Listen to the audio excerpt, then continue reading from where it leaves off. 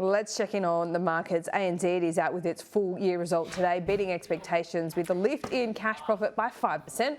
That's nice in the circumstances. Ingrid, great to see you. So tell us about the result. Well, bank reporting season, Laura, it's kicked off. It's different to the rest of corporate Australia. It sort of has its own couple of weeks of the year, CBA not included in this. But yeah, ANZ's kicked it off and it's a beat in expectations, as you said there. A very solid result for ANZ, up 5% to $6.55 billion. There you have it.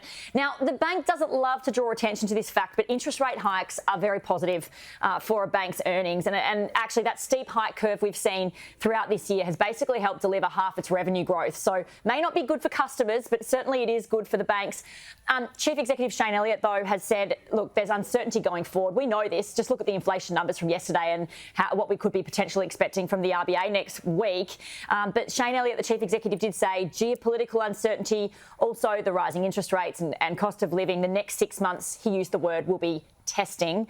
He did say basically customers are in pretty good shape so far. It's mainly first home buyers that could take the biggest hit, and also those with unsteady jobs, as we are expecting to see the unemployment rate tick up going forward. Look, the bank has to hold provisions for uncertainties going forward. They hold about $3.85 billion in provisions. It used to be sort of for COVID risks. Now it's more for inflation and interest rate risk going forward as more and more customers are faced with higher rates.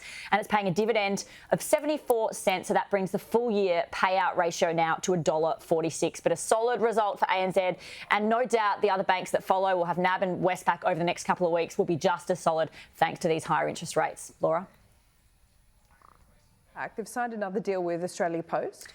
Yeah, this is a big one. You might remember back in 2019, Christine Holgate was Chief Executive of Australia Post and signed a deal with 3 of the big 4 banks for regional post, I guess you could say, because regional areas, about 1,550 communities across Australia do not have a bank branch. So these communities really rely on Australia Post to do their banking. So CBA and NAB both signed 10-year deals with Australia Post back in 2021. So they fund these operations. Now Westpac has joined them. They'd originally signed, I think, a short-term deal. They've now signed a 10-year agreement.